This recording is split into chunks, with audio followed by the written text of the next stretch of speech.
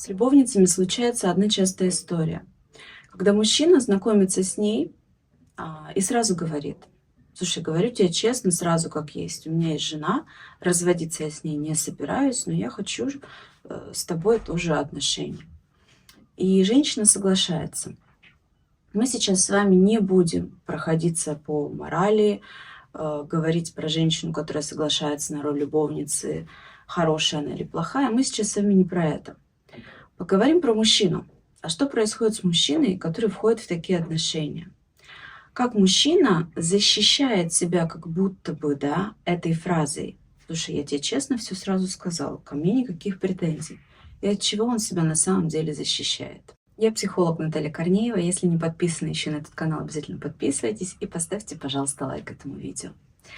Итак, вот мужчина сказал женщине. С одной стороны, вроде бы он хороший человек, потому что честно сказал, как есть. Девушка, женщина стала любовницей, и она, естественно, все равно продолжает надеяться. И чем дальше их отношения развиваются, тем ее надежда становится все больше и больше. И она встречается с разочарованием, потому что то, чего она хочет, чтобы он к ней ушел, не случается все дольше и дольше.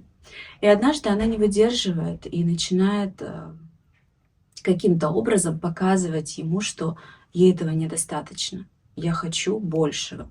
Либо она говорит это прямо, либо начинает обижаться на что-то. Но как-то она начинает ему сигнализировать: «Сос, мне уже так не подходит, смотри, надо что-то менять». И он тут начинает, как, знаете, козырь в игре карточной, доставать свой вот этот вот козырь, отвечать ей: ну я же тебе честно говорил, но я же говорил тебе, что я женат и от жены уходить не собираюсь. Типа, почему у тебя ко мне претензии? Что я как психолог вижу в этой ситуации? Во-первых, девушка. Это травма отношений. Да? Девушка, которая соглашается быть любовницей, это травма отношений, потому что так ей безопаснее быть в отношениях. И как бы она не хотела быть с ним и не старалась его приблизить, не делала какие-то действия, чтобы он к ней пришел, на самом деле внутри бессознательно у нее есть очень много страха, что если он придет, то он будет слишком близко, и все ее травмы полезут наружу, и ей будет больно на самом деле. Это если кратко про девушку-любовницу. Но я в этом видео хочу больше сфокусироваться на мужчине. Почему мужчины так делают? Так говорят: ну я же тебя предупреждал, какие ко мне вопросы, я не собираюсь уходить от жены.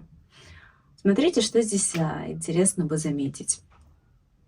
Мужчина, который, например, год-полтора ходит налево к одной и той же девушке, женщине, к любовнице своей, он же явно испытывает с ней очень много приятных чувств. Ну, потому что если бы ему с ней не было хорошо, он бы к ней не ходил, это очевидно. Почему он ходит из дома куда-то налево?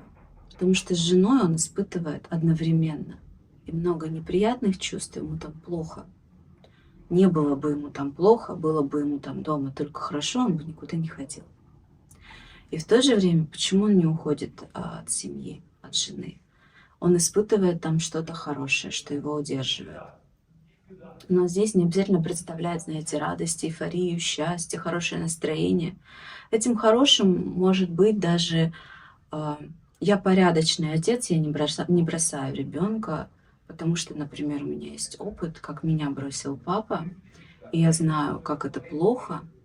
Почему знаю? Потому что мама научила, когда папа ушел, мама постоянно говорила: какой папа ужасный человек, потому что он нас бросил. И мама заложила в голову модель поведения, что уходить, бросать ребенка — это что-то ужасное. Сама мама это говорила. И человек вырос вот с такой установкой, что это плохо. И тогда, если я не ухожу от жены, с которой мне плохо, и от детей не бросаю их, значит, я хороший человек. И тогда вот это вот хорошее, что удерживает его жена, может вот так на самом деле выглядеть, да? Чувство некой хорошести. И что мы видим вот в этой фразе о том, что, ну, я же тебя предупреждал, что я жената, уходить не собираюсь. Снова подтверждение своей хорошести, прикрытие своих чувств, своих внутренних метаний, вот этой псевдохорошести. Ну, я же хороший человек, я же тебе честно сказал. Это и перекладывание ответственности. Это исключительно твоя ответственность, что ты со мной в этих отношениях. Все же по-честному. С одной стороны, да, если смотреть только через тему честности, это действительно честно. И лучше, когда мужчины делают так, чем когда они, не знаю, встречаются с девушкой полгода, а потом выясняется, что он женат. С точки зрения честности вопросов нет, это действительно честно. Но если посмотреть механизм, а зачем мужчина делает так, то мы здесь видим с вами, что он своей хорошестью, чувством хорошести помогает себе не замечать того, что происходит с ним внутри.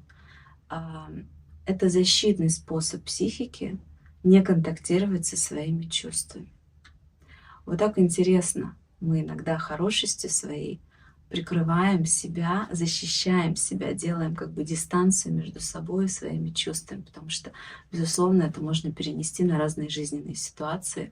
Вы можете сейчас вспомнить, где вы вот таким образом как будто бы хорошестью своей прикрывались от чего-то. Как бы. Ну, все же по-честному, я же тебе говорила, это только твоя ответственность, что ты в этих отношениях. И что на самом деле за этой псевдохорошестью скрывается, от каких чувств человек пытается защитить сам себя от своих же чувств, которые в любом случае есть внутри него. Если у вас есть какие-то вопросы, задавайте их в комментариях. Комментарии для вас открыты. Пишите инсайты, мысли, буду рада прочитать. Стараюсь читать все, что вы пишете, и по возможности отвечать. До встречи в следующих видео.